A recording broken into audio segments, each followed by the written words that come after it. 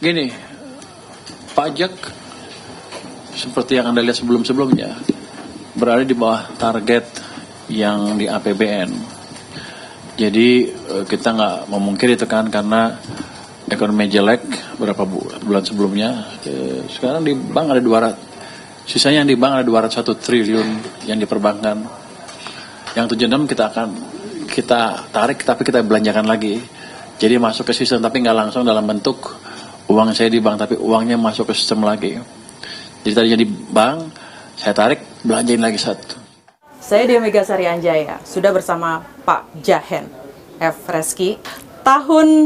Awal tahun 2026 kita langsung mengegas, Pak, karena ada salipan-salipan di tikungan dan ternyata ada rem darurat. Yang pertama adalah tentang pemindahan saldo anggaran lebih SAL. Ini adalah nyalip di tikungannya Menteri Keuangan Purbaya Yudi Sadewa. Ada 2 kali nyalip di tikungan, yaitu 12 September 200 triliun, 10 November 76 triliun. Duit SAL yang ada di Bank Indonesia ditarik ke Himbara. Memberikan likuiditas, tujuannya menyalurkan kredit agar lebih ekspansif. Januari, awal tahun 2026 ternyata ada rem darurat yang ditarik setelah nyalip di tikungan dengan menarik kembali uang yang ada di Himbara 75 triliun rupiah. Pertanyaan kami adalah, Pak, apakah ini konfirmasi bahwa fiskal kita memang tertekan? Iya, jadi makasih ya Bu Mega buat undangannya. Ini mungkin menggambarkan adanya perubahan kebijakan dan juga pemerintah lebih realistis ya, dan juga lebih aware dengan apa yang terjadi dengan kondisinya. Jadi kalau kita lihat memang alasan utama kenapa Menteri Keuangan dan juga pemerintah menambahkan likuiditas karena mereka menganggap isunya di likuiditas. Ya, jadi mereka menambahkan injeksi dan kita melihat memang ada peningkatan dari jumlah uang primer yang beredar. Jadi M0-nya naik tuh di bulan September Oktober. Tapi kan kita udah bahas ya, semua orang juga udah bilang bahwa isunya bukan di masalah likuiditas. Isunya adalah di masalah orang belum berani untuk mengekspansi bisnisnya, belum berani minjam karena mereka masih cukup pesimis dengan kondisi yang ada. Jadi ini sebenarnya bukan masalah ekonominya, tapi banyak faktor non-ekonomi yang membuat kenapa program ini mungkin nggak berjalan dengan optimal. Nah sekarang balik ke pertanyaan awalnya, ini menandakan apa gitu? Jadi perubahan dinamika kebijakan pemerintah menggambarkan memang pertama adanya perubahan ya ataupun realita yang harus dihadapi oleh pemerintah. Kita tahu bahwa di awal tahun memang SAL biasanya akan digunakan untuk buffer ya, karena kan di tahun-tahun baru di awal tahun biasanya pemerintah belum punya cash tuh untuk bisa digunakan, sehingga salah yang menjadi salah satu penggunaannya. Yang kedua juga mungkin pemerintah melihat bahwa memang ada kebutuhan dana yang cukup besar gitu. Jadi kenapa duit yang awalnya ditaruh di perbankan itu ditarik? Ya karena pemerintah butuh banyak spending lagi nih di awal tahun. Dan terakhir juga kita tahu isu bencana kan. Ini kan memberikan beban yang cukup berat buat pemerintah. Tapi balik lagi ke isu awal, ini juga menggambarkan bahwa resep kebijakan yang diambil pemerintah di awal itu tidak menjawab masalah yang ada di lapangan sebelumnya, yaitu isu di demand yang masih melemah, ketidakyakinan terhadap kondisi perekonomian. Apakah Pak Purbaya salah baca data, salah memprediksi, salah ekspansi, atau memang bencana yang memperburuk kondisi fiskal kita? Ya kalau kita lihat juga dari statementnya Pak Purbaya kan bilang bahwa ini nggak sesuai dengan yang diharapkan kan. Jadi awalnya Pak Purbaya bilang dengan kita injeksi duit 276 triliun ke perekonomian lewat Bank Himbara, itu akan meningkatkan permintaan buat kredit. Tapi itu nggak terbukti dan itu kan juga statementnya Pak Purbaya sendiri kan. Nah itu juga menandakan bahwa resep yang diberikan itu tidak menyentuh masalah utamanya. Jadi balik lagi tadi, kita tahu bahwa kredit mungkin hanya tumbuh sekitar 7%-an ya, dan itu masih jauh di bawah target dari pemerintah gitu. Dengan menambahkan SAL di dalam perekonomian itu malah tidak mampu meningkatkan kreditnya itu sendiri. So there's something wrong yang tidak bisa diadres dengan penambahan likuiditas tadi.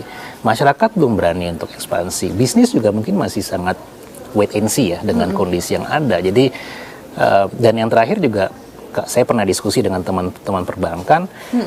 Sektor perbankan itu kan sektor yang sangat rigid ya. Jadi mereka nggak mungkin memberikan kredit ke sektor yang mereka nggak yakin bahwa mereka bisa menggunakan dengan baik. Jadi butuh waktu untuk bisa melakukan itu dan prosesnya mungkin nggak akan secepat yang diharapkan oleh Pak Purbaya gitu. Oke, ada stagnansi. Saya membacanya ada stagnansi baik di masyarakat maupun di dunia usaha. Sebenarnya demand ini tanggung jawab siapa sih Pak? Kalau demand kan sebenarnya kita mengharapkan dibuatlah ekosistem yang baik ya. Jadi mungkin dari segi fiskal moneter saya rasa tanggung jawab untuk menggenjot perekonomian itu ada di fungsi fiskalnya nanti. Jadi fiskal bisa memberikan boosting ya dalam hal misalnya subsidi ataupun insentif pajak buat perekonomian biar itu nanti direspons oleh masyarakat. Nah, sedangkan untuk sisi monetary fungsinya adalah menjaga stabilitas karena itu kan mandat utamanya. Walaupun sekarang kita tahu ada pekerjaan tambahan nih buat BI selain isu stabilitas juga untuk achieving growth tadi. Tapi balik ke pertanyaannya Bu Mega tadi, fungsi utama pemerintah adalah creating ekosistem yang baik. Jadi yang kita takutkan malah pemerintah ketika ikut campur tangan dalam perekonomian malah memberikan distorsi, malah memberikan kebijakan yang menghambat kreativitas, inovasi, kompetisi market yang sehat, dan akhirnya akan memberikan dampak yang buruk buat perekonomian. Nah itu kayaknya yang sampai sekarang kita belum melihat tuh pemerintah menuju ke arah sana, karena kan setiap kali dibahas ini banyak juga ekonom yang berdiskusi. Semua masalah ekonomi itu solusinya pasti balik lagi ke program populisnya pemerintah kan. Kalau nggak MBG, Koperasi Merah Putih, dan banyak hal lainnya yang sebenarnya nggak addressing the core fundamental issue yang kita alami ya tadi. Kredit yang belum tumbuh, masyarakat yang masih sangat hati-hati, belum lagi kita bahas isu kerja yang tidak optimal dan sebagainya. Program prioritas kita tidak match dengan sebenarnya keterdesakan yang ada di dan selain masalah itu juga pemerintah kayaknya juga tidak paham bahwa mereka punya kemauan yang tinggi di tengah kapasitas kemampuan yang terbatas ya. Jadi misalnya gini, pemerintah punya banyak program populis misalnya, tapi mereka punya dana ya fiskal yang terbatas. So that's why maybe the government decided to memindahkan dana yang dimasukkan ke Himbara untuk ke sektor lain yang pada dasarnya ingin memenuhi kebutuhan ataupun kemauan dari pemerintah itu sendiri. Ternyata pajak neto realisasinya kita juga turun, Pak. Ya. Ini permasalahannya Di mana? Jadi kalau kita baca angka ya, kan biasanya ekonomi tumbuh harusnya penerimaan perpajakan juga ikut tumbuh. Karena kan biasanya ada PPN, PPh badan dan sebagainya gitu. Yeah. Nah ini kan menandakan ada mismatch nih antara narasi bahwa kita tumbuh dengan penerimaan pajak pemerintah. Karena tadi seperti saya bilang, harusnya ada hubungan yang positif. Ketika ekonominya naik, penerimaan pajak juga ikut mengalami kenaikan. Nah, di sini ada anomali, ya kan? Karena 2025 malah ini yang Bu Mega tunjukkan penerimaan pajaknya turun ya dibandingkan dengan 2024. Jadi, saya merasa ini memang ada masalah yang cukup pelik ya. Jadi, mungkin karena kalau kita lihat nih misalnya konsumsi kan hanya tumbuh sekitar 4,9% ya dalam beberapa di bawah dari pertumbuhan ekonomi. Betul, kita. padahal kita tahu bahwa 50% dari kontributor utama PDB itu adalah konsumsi. Ya. Dan ketika adanya pelemahan dalam konsumsi masyarakat pasti akan memberikan dampak yang signifikan terhadap penerimaan pajak. Jadi ini merefleksikan sebenarnya 2025 itu tidak lebih baik ketimbang 2024 ya. Ada penerimaan yang turun. Tadi juga Pak Purbaya kan melihat bahwa kemungkinan nih defisitnya akan meningkat nih, makanya dia narik dulu nih duit yang ada tadi untuk penggunaan kebijakan yang lain. So ini kayaknya yang perlu cukup jujur kali ya pemerintah dalam melihat ini dan memberikan juga sedikit kredibilitas dalam pembuatan kebijakannya karena selalu narasi yang diberikan adalah kita baik-baik aja, ekonomi tumbuh, tapi data dari Kemenkyu sendiri menunjukkan we are not doing that well. Gitu. Datanya lebih kencang ya ngomongnya ya, datanya lebih jujur ya jujur, Pak? Betul, jadi kita bicara kan based on fakta ya, data yang itu juga bisa dipertanggungjawabkan dan kita bisa melihat bahwa memang ada satu yang perlu diperbaiki dengan serius. Artinya target dan klaim pemerintah terlalu optimistis dibandingkan dengan kapasitas ekonomi sebenarnya. Ya, itu bisa dibilang seperti itu. Tapi juga ini menandakan bahwa kebijakan yang diambil selama ini itu tidak mampu menumbuhkan kegiatan ekonomi dengan baik ya. Balik lagi ke diskusi kita di awal tadi. Kalau kita bicara kebijakan ekonomi, apa yang muncul? Pasti program populis pemerintah, ya kan? Program makan bergizi, Koperasi Merah Putih yang tadi harapannya duit dari dana yang dititipkan oleh Kementerian Keuangan ke Himbara bisa digunakan untuk memobilisasi financial activities di daerah. Iya, memecah stagnasi Betul. permintaan ya. Tapi lagi-lagi itu nggak terlihat di lapangan, or even di data gitu. Jadi mudah-mudahan sih di awal tahun 2026 ini pemerintah lebih refleksi lagi kali ya, apa kira-kira kebijakan yang berjalan dengan baik, mana yang mungkin perlu diperbaiki agar nanti kita kan nggak pengen negara itu terus bermasalah, ya kan? Kita pengen tetap ekonomi tumbuh, masyarakat mengalami kenaikan pendapatan dan semua happy gitu. Nah, untuk bisa ke sana tentunya perlu dipikirkan tuh apa resep-resep yang benar-benar mengatasi penyakit yang ada. Pak Jahen, ini realisasi defisit APBN November ini juga inline dengan penerimaan pajak kita yang ternyata netonya turun. Ini mengonfirmasi juga ya, artinya ya defisit APBN November APBN kita bergantung sama utang. Demikian ya, Pak? Ya, saya yakin gini, pemerintah itu pasti akan menjaga agar 3%-nya nggak terlewati. Ya, defisitnya nggak lewat dari 3%, karena itu kan mandat dari undang-undang. Betul. Implikasinya apa? Pemerintah akan melakukan akrobatik anggaran nanti. Ya, jadi mungkin beberapa sektor yang dianggap pemerintah tidak memberikan manfaat yang besar, dialihkan. Ya, dikurangi. Misalnya kan kita paham dalam tahun 2025 ada efisiensi anggaran. Itu kan salah satu bentuk dari akrobatik anggaran yang dilakukan oleh pemerintah. Jadi mudah-mudahan ini akan dijaga karena saya yakin kita sangat perlu menjaga fiskal disiplin yang udah dibangun selama ini. Ya, caranya gimana ya? Mungkin dengan tadi merealokasikan anggaran, atau juga issuing nanti government bond yang lebih banyak agar nanti pendapatannya juga akan semakin besar untuk bisa menjaga 3%-nya tidak terlewati. Gitu. Angka 3% itu kan angka defisit, ya memang ini diatur oleh undang-undang, tapi itu kan mengadopsi ketika kita krisis 98 ya Pak. Apa yang terjadi kalau ternyata Menkyu kita mengutak-atik ini mepet di 3% sih Pak? Ya, itu kan menandakan bahwa memang kapasitas fiskal kita sangat-sangat terbatas, tapi di sisi yang lain juga pemerintah nggak mau ngerem spending yang mereka pengen lakukan. Nah, implikasinya apa? Pasti nanti investor misalnya ya, credit rating akan melihat bahwa kalau pemerintah Indonesia issuing government bond, itu mereka nggak punya keyakinan yang tinggi bahwa kita mampu membayar prinsipalnya, masalah dan juga default. Betul. Jadi ini pasti akan memberikan semacam ketakutan, worry yang muncul bagi para investor yang pengen misalnya chip in ke Indonesia, pengen misalnya beli government bond dan sebagainya. Once keyakinan itu hilang, itu akan sangat mahal biayanya. Karena membangun keyakinan itu kan nggak mudah ya, butuh waktu dan waktunya nggak sebentar. Tapi menghilangkan trust itu hanya butuh waktu yang sangat cepat gitu. Nah, kita berharap, ya semua orang berharap bahwa rule ini masih bisa dijaga dengan baik, karena kalau enggak, ya akan sangat mahal biayanya buat perekonomian kita.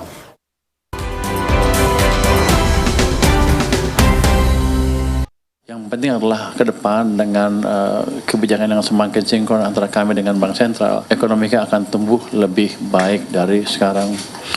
Tahun 2026 sih, 26 tahun depan, 2026 harusnya pertumbuhan 6%, seperti yang saya bilang sebelumnya, tidak terlalu sulit untuk dicapai. Sinergi kebijakan Bank Indonesia dengan pemerintah diperkuat untuk menjaga stabilitas dan mendorong pertumbuhan ekonomi sejalan dengan program Asta Cita. Ada beberapa, tadi kita melihat data, tantangannya banyak ya, mulai dari permintaan, kredit, indeks keyakinan konsumen.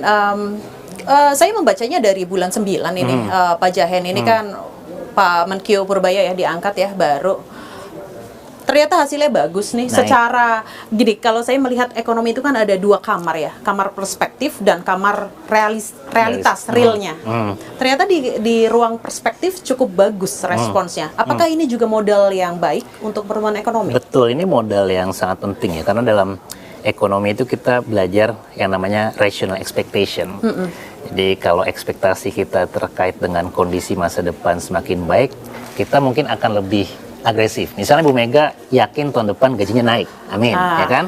Pasti mulai dari sekarang mulai mikirin, gue bisa nyicil nggak ya? Saya bisa nyicil nggak ya? Bisa beli apa nih? Nah, ini yang perlu ditranslasikan ke dalam kebijakan yang tepat gitu. Jadi seperti yang Bu Mega sampaikan, ini adalah modal yang baik yang harus diutilize oleh pemerintah dengan kebijakan yang cukup substansial. Tapi yang namanya keyakinan itu akan sangat gampang hilang once tadi kredibilitas kebijakannya juga tidak diikuti dengan langkah-langkah yang baik gitu. Jadi ya kita mungkin bisa bilang, saya nggak berani bilang ini dampak dari Purbaya ya, cuma setidaknya ada perubahan keyakinan yang terjadi di masyarakat dan keyakinan ini yang kayaknya perlu terus dibentuk ya, agar masyarakat nanti mau konsumsi, perusahaan berani untuk mengekspan kegiatan ekonominya, dan implikasinya apa? Banyak pekerjaan yang terbentuk, masyarakat jadi semakin sejahtera gitu. Artinya nih naik dari bulan 9, 10, 11 bukan purbaya efek. Saya belum ada studinya kalau untuk itu. Ya tapi ini bertepatan waktunya ya, match Ya. lah dengan pergantian Menkyu. Ya. Kita ke point of view masalah moneter, Pak Jahen. Tadi kita bermain di pertumbuhan kredit. Sebenarnya BI rate 4,75. Kategorinya mana sih? Ketat atau longgar? Karena kalau dibilang orang ketat, ini trennya turun loh. Turun, ya. Dan BI adalah salah satu bank yang paling agresif di dunia untuk menurunkan suku bunga. Ya, itu juga menandakan bahwa memang dalam beberapa periode terakhir mungkin mandat BI nggak hanya stabilitas lagi ya, tapi juga growth. Ya, karena kan kalau dalam teori ini ya, ketika suku bunga turun kan harusnya orang berani untuk meminjam, karena kan suku bunga pinjamannya akan semakin turun. Walaupun nggak terlalu terlihat tadi di pertumbuhan kredit ini. Dan ini juga menjadi salah satu hal yang sangat kita cukup was-was ya. Kenapa? Karena once kredibilitas ataupun independensi dari Bank Indonesia atau Bank Sentral itu hilang, itu pasti cost-nya terhadap nanti stabilitas, terhadap inflasi, terhadap stabilitas keuangan Indonesia. Nah, balik ke pertanyaan Bu Mega tadi, apakah 4, sekian% itu udah cukup rendah, cukup tinggi? Pertanyaannya adalah, apakah itu menjawab isu non-ekonomi tadi yang saya bahas di awal? Jadi, pemerintah bisa aja tuh nurunin suku bunga secara agresif, tapi kalau pelaku usaha masih nggak yakin dengan kebijakan yang akan diambil, masyarakat juga masih takut dengan kondisi ekonomi ke depan, mau diturunin sampai 0 pun kayaknya nggak akan banyak perubahan tuh ya. Jadi saya rasa memang upaya yang harus dijaga dan juga dibangun tadi dari sisi fiskal kan, defisit dijaga. Dari segi BI mungkin yang kita perlu jaga adalah independensi dari Bank Sentral. Jadi jangan sampai kebijakan Bank Sentral itu didrive oleh permintaan dari Presiden, permintaan dari Fiscal Authority, yang pasti akan memberikan bias dalam kebijakan. Dalam teori moneter itu kita paham bahwa kalau misalnya central bank itu semakin tidak independen, dan kita melihat itu Indonesia sekarang, ya banyak fiscal dominance ya, kebijakan moneter sangat didrive oleh fiscal policy, itu biasanya akan memberikan fluktuasi dalam inflasi nanti. Itu terjadi contohnya di mana? Turki. Turki kan gubernur bank sentralnya itu punya hubungan dengan Presiden Erdogan. Sekarang lihat aja tuh fluktuasi dari inflasinya. Nah ini kan akan costly, karena once inflasi itu meningkat, siapa yang merasa dampaknya? Masyarakat. Harga akan semakin mahal, mungkin juga perusahaan perlu memprice in kenaikan harga terhadap kegiatan ekonomi yang akan mereka lakukan. So, ini mungkin pesan dari banyak orang adalah independensi dari Bank Sentral itu sangat-sangat penting untuk dijaga, dan kalau itu hilang, kita mungkin akan balik lagi ke 20 tahun yang lalu di mana Bank Sentral itu sangat di-driven, sangat diatur oleh para pembuat kebijakan, krisis terjadi dan itu kan sangat mahal biayanya. Salah satu kata yang saya tangkap dari Pak Jahen adalah takut tadi, dan itu tercermin dari pernyataannya Bank Indonesia ketika rapat Dewan Gubernur. Ternyata meskipun Bank Sentral sebagai otoritas moneter paling agresif menurunkan suku bunga, ternyata perbankan kita cukup lambat merespons penurunan. Apakah di sini maksudnya adalah perbankan memang melihat ada risiko di masa depan, bahwa risiko itu berupa ketidakpastian yang akhirnya apa ya Pak, kayak premi untuk membayarnya? Ya, satu mungkin yang sangat kita lihat di sektor perbankan adalah ini kan sektor yang sangat rigid ya, dan juga sektor yang sangat terlalu hati-hati mungkin dalam tanda kutip. Jadi ada mungkin banyak orang juga merasa bahwa kenapa sih perbankan itu nggak berani untuk sedikit mengambil resiko gitu. Karena kan kalau terlalu hati-hati, terlalu nggak ada banyak perubahan, itu mungkin nggak akan optimal juga tuh dampaknya buat perekonomian. Jadi saya sepakat mungkin dari sektor perbankan kita mungkin meminta ya, atau berharap bahwa perbankan mampu lebih berani, agresif, karena kan tadi perbankan kan jadi intermediasi ya, channeling pendanaan nanti. Kalau banknya juga sangat-sangat ya hati-hati tadi, mungkin distribusi dananya nggak akan muncul, nggak akan terserap oleh masyarakat dengan baik. So, ini mungkin yang jadi PR BI dengan perbankan ya, gimana caranya agar ketika BI bikin kebijakan itu akan direspons dengan baik oleh sektor perbankan. Tapi bagaimana caranya perbankan tidak hati-hati ketika ini diguyur ternyata Betul. ada rem darurat? Bukankah ini artinya perbankan makin berhati-hati gitu? Kalau duitnya dari sal ini emang agak sedikit tricky ya, karena kan ini nggak sustain. Tadi kan aturan di awalnya mungkin 6 bulan dievaluasi, bisa diambil kembali oleh pemerintah. Itu juga yang membuat mungkin perbankan akan lari ke mereka yang sudah punya atau on the pipeline gitu. Mereka yang udah punya pengalaman minjam ke bank, terus dikasihlah duitnya. Okay. Tapi juga di sisi yang lain juga bank kan sangat hati-hati, karena nanti tiba-tiba duitnya ditarik pemerintah, ya mungkin ada isu ke likuiditas. Walaupun saya nggak terlalu khawatir ya, karena kan kalau kita lihat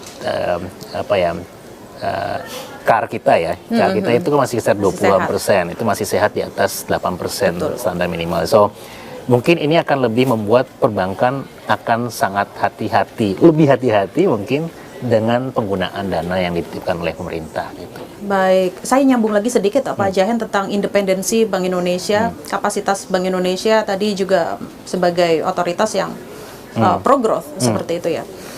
Pertanyaan saya adalah dengan koordinasi dengan fiskal, modern monetary theory ya Pak ya, itu tolong luruskan kalau kami kurang pas. Saya melihatnya Menkyu sudah berkoordinasi dengan cukup baik, demikian, tetapi kok dari Bank Indonesia rasanya masih masih ada sesuatu yang tertahan. Pertama, apakah memang BI kurang diberi kesempatan untuk menjelaskan tentang masalah demand, karena itu akan nunjuk lagi masalahnya ada di fiskal bukan di gue. Atau sebenarnya kapasitas BI itu sudah max out, udah penuh, udah di atas lah Pak. Iya, kalau kita melihat memang koordinasi antara fiskal dan moneter itu sangat penting ya. Jadi dalam teori ekonomi juga kadang ditunjukkan bahwa kalau misalnya koordinasi antara kedua authority ini nggak berjalan dengan baik, pasti juga akan kontraproduktif buat perekonomian.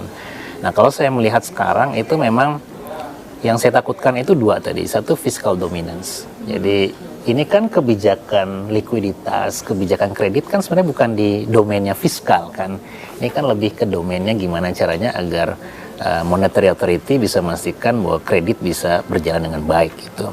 Sehingga ada tumpang tindih nih, ini role-nya siapa sebenarnya gitu kan. Itu yang pertama. Yang kedua juga kita melihat dan ditambah dengan gelagat yang terjadi belakangan, itu BI semakin sangat pro terhadap growth tadi gitu. Padahal kita tahu tugas utama dari Bank Sentral apa? Menjaga stabilitas, bukan untuk pertumbuhan. Once objektif itu hilang, akan semakin sulit bagi kita untuk tahu kira-kira BI bisa menjaga nggak tingkat inflasi tahun depan. Once inflasi itu berubah, pasti akan ngaruh nanti ke tingkat suku bunga, perekonomian dan sebagainya. So ini yang kayaknya perlu dijaga dengan baik itu. Karena balik lagi ke diskusi kita di awal, kalau kredibilitasnya hilang, kalau stabilitas yang sudah kita bangun ini hilang, itu akan berikan negatif impact buat perekonomian. Nah, kita nggak mau itu terjadi karena biayanya akan sangat mahal buat kita semua gitu. Jadi tadi mungkin setiap authority itu harus memikirkan fiskal ya, fokus ke dalam government spending, tax policy, subsidi.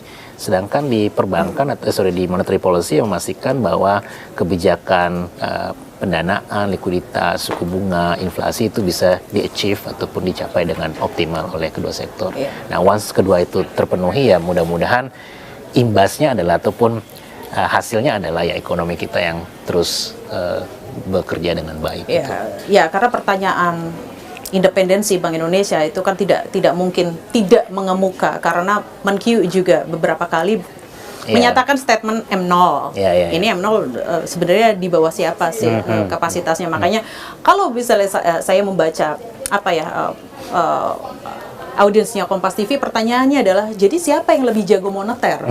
Karena Menkyu kita juga monetaris sekali, teori-teori yang dipakainya kan Milton Friedman seperti itu sih Pak. Iya, jadi makanya tadi jangan sampai blur tadi ya antara bias. Ini mana sih sebenarnya menjadi tugas utama dari fiscal authority dan mana yang menjadi tugas utama dari, saya takutnya malah Pak Purbaya merasa dia bukan menjadi Menq nih sekarang, tapi malah ngurusin sektor yang lain. So again, itu yang perlu dibatasi dengan sangat baik. Terus kami sih berharap kebijakan fiskal dan moneter benar-benar selaras, tidak flip-flop. Ya.